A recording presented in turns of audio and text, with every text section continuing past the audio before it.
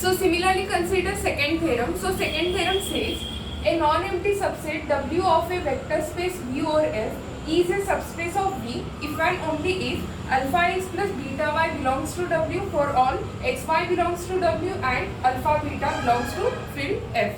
So this is our theorem. So if and only prove करायचं आहे म्हणजेच काय फर्स्ट पार्ट अझम्पशन करा आणि सेकंड प्रूव्ह करा आणि कॉन्व्हर्सली सेकंड अझम्पशन करा आणि फर्स्ट पार्ट प्रूव्ह करून घ्यायचं आहे. सो फॉर दॅट पर्पज दोन्ही पार्टसाठी एक कॉमन गिवन कंडिशन आहे या थेरम मध्ये. That condition is V is a vector space आणि सेकंड कंडिशन काय आहे की जो काही तुम्ही W हा कन्सिडर केलाय तो W काय आहे नॉन एम्प्टी सबसेट आहे. या दोन्ही कंडिशन गिवन कंडिशन आहे for both the part. So पहिला जे काय आहे ते गिवन कंडिशन अझम्पशन करून घ्या. Let V over F be a vector space. This is our first condition and second condition काय आहे if W be a non empty subset of V. या दोन्ही कंडिशन आपण अझम्पशन करून घेतलाय. सो पहिला अझम्पशन काय आहे यामध्ये की W हा सबस्पेस ऑफ V अझम्पशन करूया आणि प्रूव्ह काय करायचं आहे alpha x plus beta y belongs to W हे प्रूव्ह करून घ्यायचं आहे. So for that purpose first ती कन्सिडर करून घ्या. If W is a subspace of V, then आताच आपण प्रिव्हियसली एक थेरम बघितला. That theorem says if W is a subspace of V, then it is closed with respect to addition and scalar multiplication. That is, if W is a subspace of V, then by previous theorem W is closed with respect to addition and scalar multiplication. हेच meaning आपण change करूया. For all those elements where x y belongs to W, that implies x plus y belongs to W.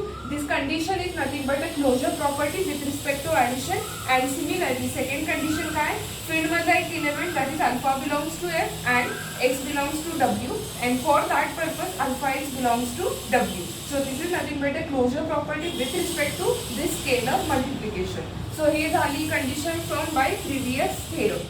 So if this alpha x belongs to W, then similarly second element सुद्धा consider करूया beta y belongs to W. He condition कुठून आहे by property number 2 आपण ह्या दोन elements consider केले आहेत W मध्ये आणि property number 1 काय सांगते जर दोन element W मधले असतील तर त्या दोघांची addition सुद्धा possible आहे आणि ती addition कशामध्ये belong करेल W मध्ये. So similarly check करूया by property number 1 दोन element W मध्ये आहेत तर त्या दोघांची addition सुद्धा possible आहे आणि ती addition कशात जाईल W मध्ये. आणि हेच आपल्याला प्रूव्ह करायचं होतं. चेक करा W हा सबस्पेस ऑफ V हे गिवन कंडिशन होती आणि प्रूव्ह काय करायचं आहे alpha x plus beta y belongs to W हेच आपण प्रूव्ह केलंय. फॉर ऑल अल्फा आणि बीटा हे दोन्ही इलेमेंट कशातले असतील फील्ड मधले आणि एक्स आणि वाय हे दोन्ही इलेमेंट कशातले W मध्ये आणि ह्या दोघांचे ऍडिशन परत एकदा कशात बिलॉंग झाले W मध्ये. So this is our first part.